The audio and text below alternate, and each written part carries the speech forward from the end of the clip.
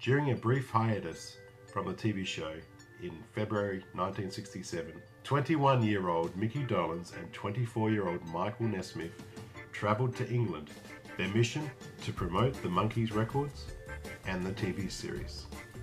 Following their appearance on a popular British TV show, Top of the Pops, Mickey Dolenz met 21-year-old Samantha Just. I saw this gorgeous girl in the cafeteria or something, and she looked at me and I looked at her, and it was just like out of some movie, you know, like Half Speed. And I asked somebody I was with, I said, "Who's that?" And they said, "Well, that's Samantha Just. She plays the records on the show." Later, Dolenz asked the assistant to invite Just to his hotel room. I just remember being so infatuated with her. I was just absolutely just so crazy about her. But we were virtually inseparable from that moment on. While in the UK, Dolenz and Nesmith met the legendary band, the Beatles. You hung out with the Beatles, isn't that correct? Oh, yeah. Now, how does that happen? Were you guys just so famous? Oh, there you are with Paul McCartney. That was, Boy. I'm the one on the left. Yeah, that was a good night. That was a fun night.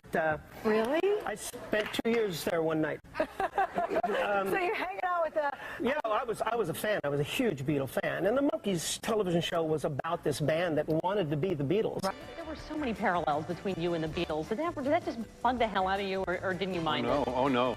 You can't do better than to be compared to the Beatles. Except, of course, if people are sneering and spitting on you. But aside from that, no, the Beatles were my heroes. I got into the Monkees because I couldn't be in the Beatles. That was it. You know, that was the whole thing.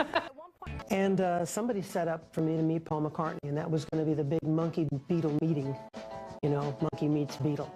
And I brought an autograph book. I was just like, we just had a great chat, and I was thrilled. But I got to meet them, of course, all of them, and I was invited to a recording session, Sgt. Pepper recording session. Oh, my gosh. Well, yeah, you say that. I was thinking this was going to be some freaked-out fantasy, psychedelic, Beatle-loving fun fest, and so I got dressed up. I had paisley underwear and my tie-dyed bell-bottoms, and I had my hair and my glasses and beads. I was like, whoa, man, where's the party? And I show up at the studio. I must have looked like a cross between Ronald McDonald and Charlie Manson. And I show up at Abbey Road Studios, and I walk in, and it looks like my high school gymnasium. It's neon lights, fluorescent lighting. The four guys just sitting in folding chairs, and jeans and T-shirts, Real just work. playing. Yeah. Real work, going down the mines, lads. And a chunk, chunk, chunk, chunk. And I'm like, whoa, man, we're the girls. And John, they must have thought I was such an idiot. And John says, hey, monkey man. That's what he called me, monkey man. You want to hear what we're working on? And I heard like the tracks to Sgt. Pepper and Good Morning and stuff. And I'm sitting here with an autograph book in my back pocket. Oh, that's excellent. I'm trying to be so cool. Yeah, man, it's cool. You're trying to be cool, but you obviously really appreciated those And moments. I still, to this day, I met them all and know Ringo pretty well. And they were down the mines working. That was how they managed to get all that material in such a short period of time. We just sat there and got stoned and watched television. It was kind of cool. If you have broadcast TV with an antenna and the channel isn't tuned perfectly, you know, remember all the snow, all that snowy stuff? And we sat there 4 hours watching this snow on the television. Well, I was told that John Lennon said, the Monkees are nothing like the Beatles. They're more like the Marx Brothers. Which was right, we were. They admired us very much for the ability to go into the studio and make television day in and day out. Is it right that you actually wrote a song after you've met the Beatles? We can't actually... There was a party one night at the Speakeasy with, they were there. Eric Clapton was there. Clapton and Keith Moon and you know, all the people. George and John came in going, Mickey Dolenz, Mickey Dolenz, Dolenz, Dolenz, Mickey, Mickey, which for those of you, the Hare Krishna chant, yeah. With Mickey. So they threw us a party, and the next day I wrote a song, and I was watching Till Death Do Us Part, and I heard the father call the son a Randy Scouse git. And I thought, that is so cool. Man, that is really... Not knowing what it meant in American. In American, we don't know what that means. And then they said they wanted to release it here as a single, but I had to change the title. And I said, why? I said, because it means a horny, liver-puddling idiot or something. Maybe we should stop there. They said, you have to have an alternate title. So I said, okay, that's it, alternate title. We're too busy singing. Scenes reminiscent of Beatlemania. thousands of kids going crazy to get near them. I think they've all gone monkey nuts. We've got something to say. We asked them if they take drugs. Not yet, not yet. I drink coffee. That's about the worst drug that I take. I took aspirin once. It destroyed my head, and it provided me with a lot of inspiration, too. I'm going to write a song on the next I have a real problem that I get high on one-a-day vitamins, you know, so anything else really wastes me. I drink chlorine with a Drano back. X-Lax does it to me. We came back after this, after the Beatles and Jimi Hendrix and Life on the Road, being incredible pop stars, and after having lived and spent months in London and Paris and New York and traveling, and suddenly at 8 o'clock in the morning, every morning, we're in this rather dank, smelly soundstage in the middle of Hollywood. No audience, no people, just a bunch of sweaty grips, you know, standing around, waiting for us to be funny. We got speed. Everybody's in position. Boys in position. Boys, you can be in position already. Already in position. Right, you're in position. Yes. In position. Hello. Hello. Hello. Hello. Hello. Oh, wait, that's monkey. I hate these kids. Everybody lost that, you know, spark, that energy. You know, the scripts weren't as strong.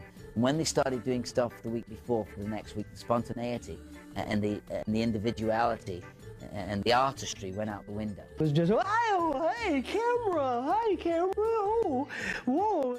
If we started laughing sometimes, and we'd be laughing till 10 o'clock, they'd have to close the set down. That's it. In 12 hours, he forgot how to talk. I mean, anybody can forget how to talk in 12 hours. Well, then it's simple. All we do is teach him to talk. How? What did you say? How? Because we were full of ourselves, no question about it. You know, who wouldn't be? Hello, I'm Mike Nesmith, and I'm one of the Monkees. Tonight, as my guest on this wonderful television program, which has done so much for all of you young people out there, I have as my special guest none other than Frank Zappa. Hi, kids. Hi, Mike. Hi. It's really a pleasure to be here. It is? They have a lot of zany stuff on this program, don't you think? It took the first year for us to get into the swing of what we were doing. That's why I wish that we'd done more shows. I knew at the beginning of the second season, there was no way that this was going to be sustained. You only had one season for the fans to get to know the guys, and then you came back next year and they were looking a little more psychedelic. Suddenly the Monkees were making fun of themselves and not taking themselves quite so seriously in their parts. Hey, that's a groovy button. What does it say? Love is the ultimate trip. That's a nice thought. That's a nice button. What is Are we rolling? Yeah, you're on, babe. 34, 135. Oh, brother. What are you wearing, babe? Tablecloth. Carpet. It's been a couple of months since we've all seen you, and you've changed. He's wearing an earring. This is a carpet from Davy Jones's dining room. That's Mike's line. Mike's line. Mike's line. And how about your hair? Where'd you get that from? I just let it grow. It just made too much noise everywhere. So they built us this huge black box. The only thing I can describe it as like an ice box. It had a big ice box door on it.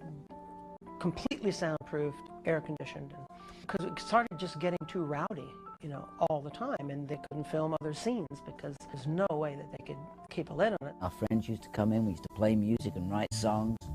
And it was great. It was like our own little club. It was just where we could get high and play loud music. So we did, you know, had little amps out there and keyboards, and we played and had fun and, you know, partied. Mickey actually started calling it Frodus, just as a kind of a code name, and he'd say Frodus to the little girls, and they'd, yeah, Frodus rules, you know. They didn't know what they were saying. An ingenious lighting system was concocted to alert the Monkees when they were needed on the set. Inside, I had 4 light bulbs, rigged up 4 light bulbs, one in each color, yellow, red, blue, green. And when I would need any one of them, or all 4 of them, or whatever combination, I flicked the switch on the stage for their color. And all of a sudden, these lights are,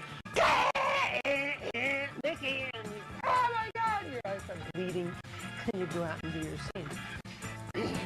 But it worked. They had already begun recording their 4th album, but it was not the united process that headquarters had been. Other musicians were involved, and the guys weren't all there at the same time. We couldn't do a television show, movies, and make records. That just wasn't in the program. It was like, we have the creative control. Why don't we use the creative control and get the best people that can play it that we can find? At some point, I asked Bob if I could direct an episode, and he said, yeah, sure. Well, my favorite episode was the Frodis Caper, a show that Mickey wrote and directed. That's Peter. Peter! Are you... Look! It looks like that TV has put him in some kind of trance. Don't be silly. That's nothing but a test pattern. Mike, are you sure it's a test pattern? Wait a minute. Mike, you sure it's a... Hey, Mike! Wow. What was that? Man, I don't know. It was a test pattern. It was unbelievable. You're telling me it was unbelievable, and you think that was something. You ought to see what happens after the commercial. It was the last Monkeys episode ever to be aired on the television. Come on, Pete, don't cry. But we were going to be a big success on television. I like the Monkeys, and if you take them off the air, I'm going to hold my breath till my face turns blue. I think that the Monkeys had a natural half-life, and that by the time the Monkeys as a crew had gotten to the point where we were having some control over what we were doing, the half-life had natural decline. Despite decent ratings, the show was cancelled. NBC executives were interested in continuing for a third season, but the Monkeys didn't want to do another year of the show. The Monkeys preferred to create a series that was totally different, but NBC didn't agree. And after 2 seasons, the show was off the air. I was just absolutely so crazy about her. But we were virtually inseparable from that moment on. While in the UK, Dolans and Nesmith met the legendary band, the Beatles. You hung out with the Beatles, isn't that correct? Oh, yeah. Now, how does that happen? Were you guys just so famous? Oh, there you are, Paul McCartney. That was... Boy, I'm the... During a brief hiatus from the TV show in February 1967, 21-year-old Mickey Dolans and 24-year-old Michael Nesmith travelled to England, their mission to promote the Monkees records and the TV series.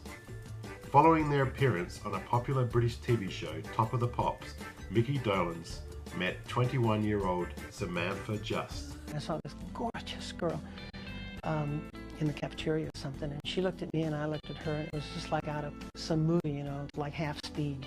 And I asked somebody I was with, I said, who's that? And they said, well, that's Samantha Just. She plays the records on the show.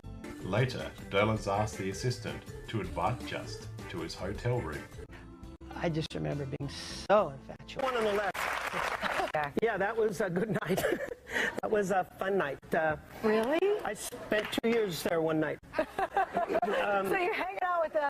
Yeah, I was a fan. I was a huge Beatle fan. And the Monkees television show was about this band that wanted to be the Beatles. Right. There were so many parallels between you and the Beatles. Did that just bug the hell out of you, or didn't you mind it? Oh, no. You can't do better than to be compared to the Beatles. Except, of course, if people are sneering and spitting on you. But aside from that, no, the Beatles were my heroes. I got into the Monkees because I couldn't be in the Beatles. That was it. That was the whole thing. And somebody set up for me to meet Paul McCartney, and that was going to be the big Monkey Beatle meeting, you know, Monkey meets Beatle. And I brought an autograph book. I was just like,